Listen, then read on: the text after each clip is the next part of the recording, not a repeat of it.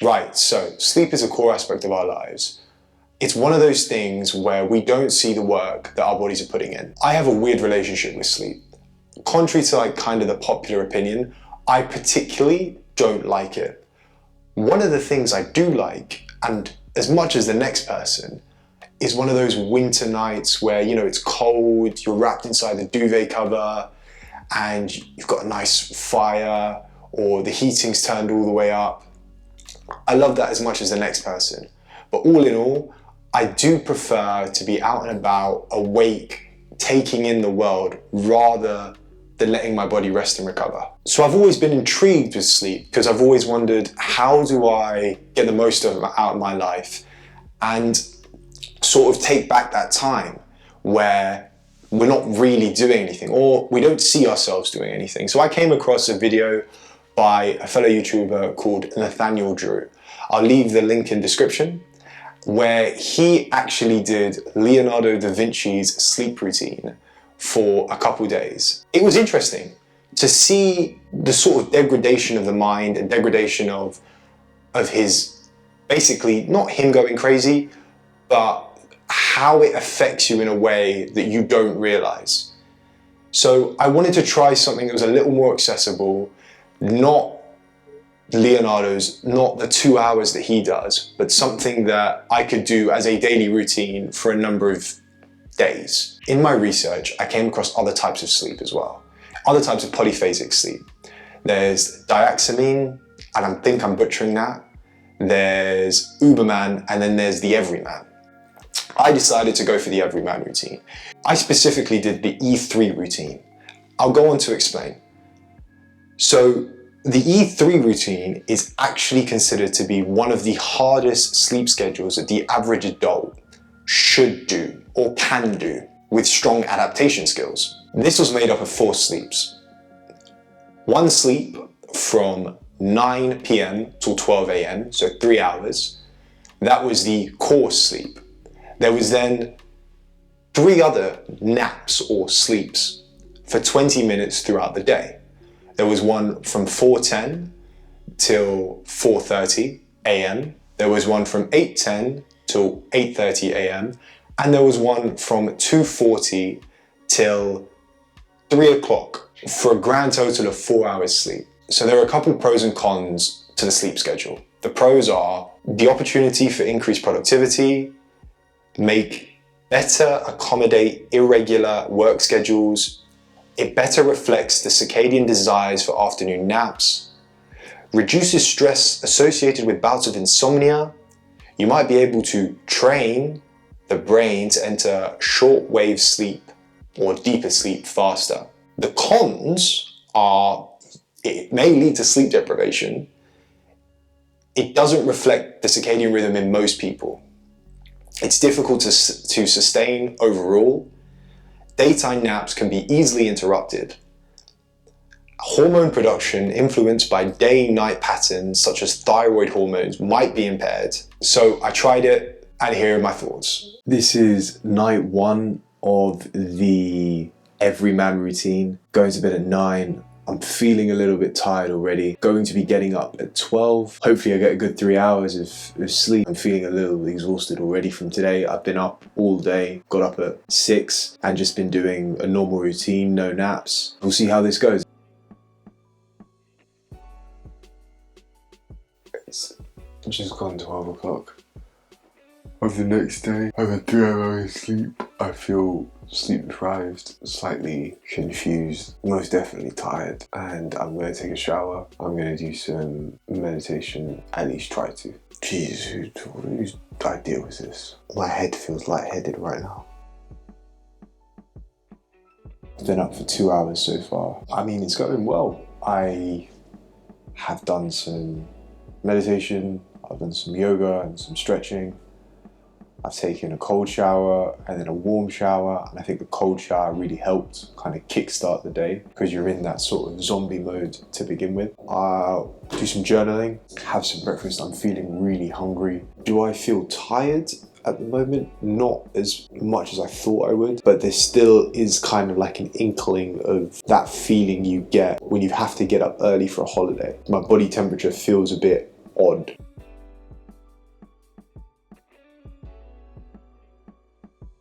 I'm not losing my mind either, which is quite nice.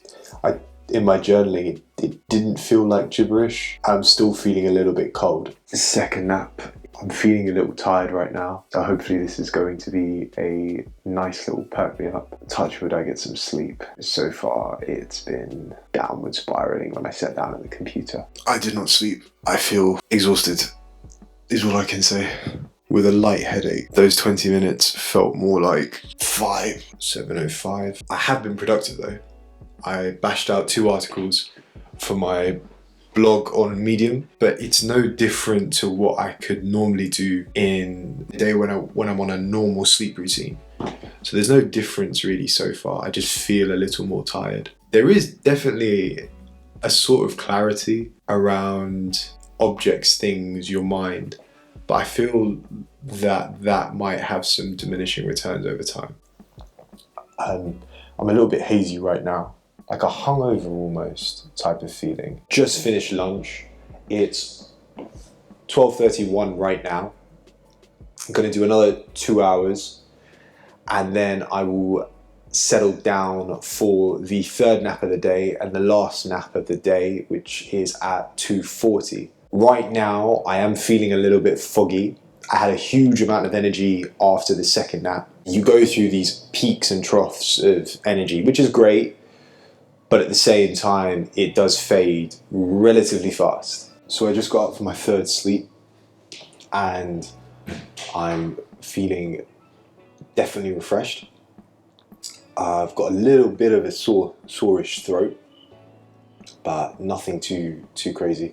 Just kind of a little tickle. But I think that's just because I need to brush my teeth for the third time today.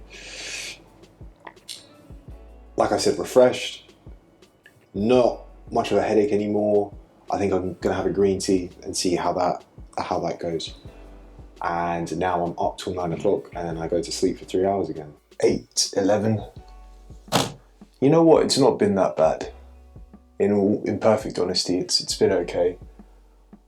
You have your ups and downs. You kind of had mini mood swings where there's bursts of energy and then there's times where you are kind of lacking in it considerably, more so than the rest of the day. Good morning, it is day 2 at 12 o'clock,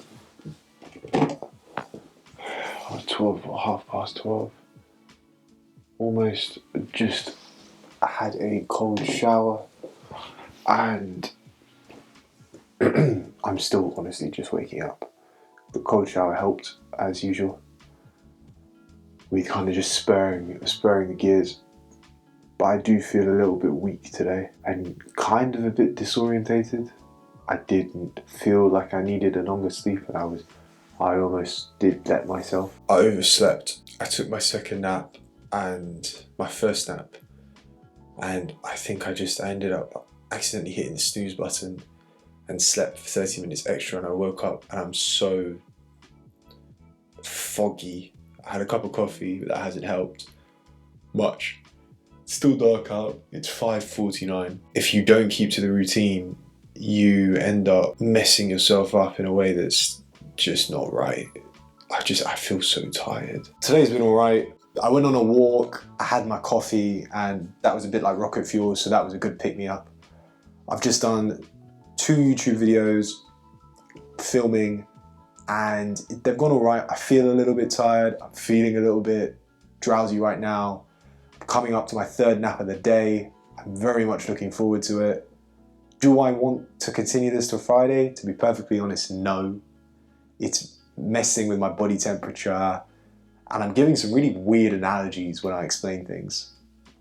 Oh, and I think I've started hearing things, but that might just be noise rather than I'm actually hearing stuff. Do I think it's going to be good to me to get till Friday? No. I'm going to be running on half the week's natural sleep. Just about got through day 2. All in all, I'm not really sure why anyone would really want to do this. The extra 4 hours are almost non-existent because you're procrastinating, or at least I find myself procrastinating. And the 20 minutes kind of break it up in a weird way. I feel like I'm becoming ill. probably isn't the best thing in the world. I've got a feeling I'm going to oversleep because I'm not exhausted, but I'm not all there either. There is something definitely wrong as you're coming towards the sleep times, the naps and the core sleep. I've been dealing with some like body temperature issues in terms of like cold flushes. I've also found myself getting more hungry, and I suppose that's because I'm awake for the extra time. So all of those extra hours of doing things or being awake require some sort of energy, and thus I feel like I need to have an extra meal in the day, but then I feel lethargic because you hit those sleeps. It's a weird, I think finding the right balance in the schedule, if you were to do it, is important. Okay, today has been an absolute, topsy-turvy, Pete Tong type of day where things just go wrong. That's the type of day it's been today. Oh, no, what can I say? Completely missed my get up alarm, wake up alarm. I don't know what happened. I just overslept. I ended up sleeping till about 9:30 and just completely threw the day out of whack. Was super emotional today. Didn't get any cold flushes, which was quite good, but I did end up having an argument with my parents, my mum and my brother, which was definitely down to the sleep deprivation. I don't really feel tired right now. I had a 20-minute nap in the afternoon at the right time, and I'm going to try and do this for one more day, but I think that it's just taken such an emotional toll on me that come Friday is just going to have to be, just cut it off there. Today I haven't really done much either. I didn't really even feel productive. Didn't want to be productive. I didn't want to do anything. I just wanted to consume and watch YouTube videos and TikToks and Instagrams. So I actually ended up stopping the routine Thursday night, one day short of where I wanted to get to, which was Friday. Why? I felt my mental state and my physical state degrading.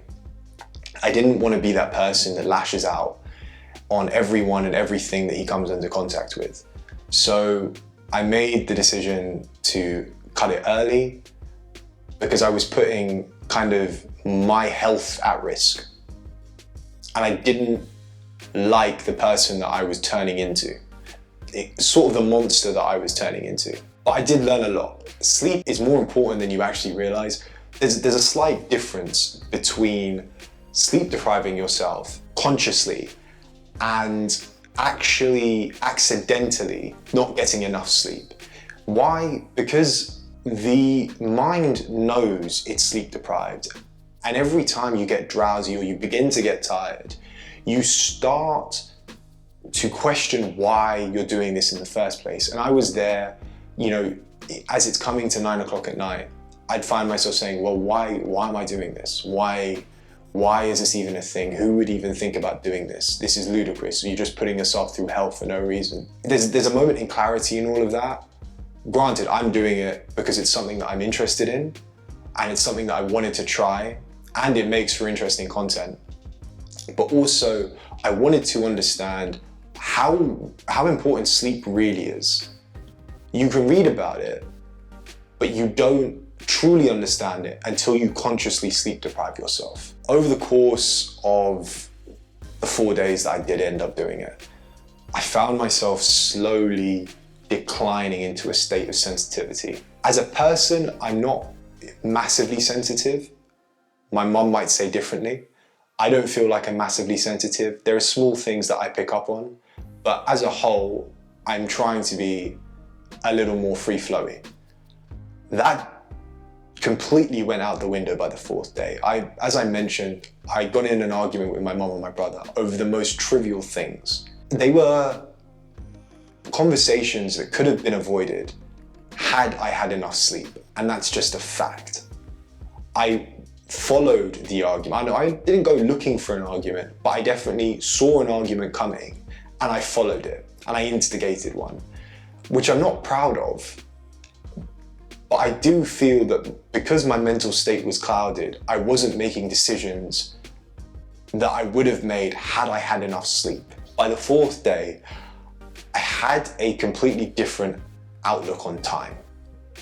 Because of those 4 hours that you get, you sort of have, like, in many respects, the cheat code to life, right? You know, you compound that time over a number of years, decades, and you end up with years of your life back. The way I look at it is, if you were to wake up on 4 hours sleep and decide to run a marathon, you wouldn't optimally be at your peak performance. And you're like that when you're running on 4 hours sleep. You might build up a tolerance, but there is a distinct lack of mental clarity throughout the day that inhibits you from reaching your full potential. You can't be the best version of yourself if you're running on 4 hours sleep. And so your relationship with time changes. You become grateful for the quality of time that you get when you sleep and the quality of time that you get when you're awake versus the quantity of time that you get doing a routine like this. I hope you enjoyed the video. Don't forget to leave a like down below. If you like this type of content, don't forget to subscribe. Let me know your thoughts in the comments. I'd love to hear from you, and I'll catch you in the next one. Bye.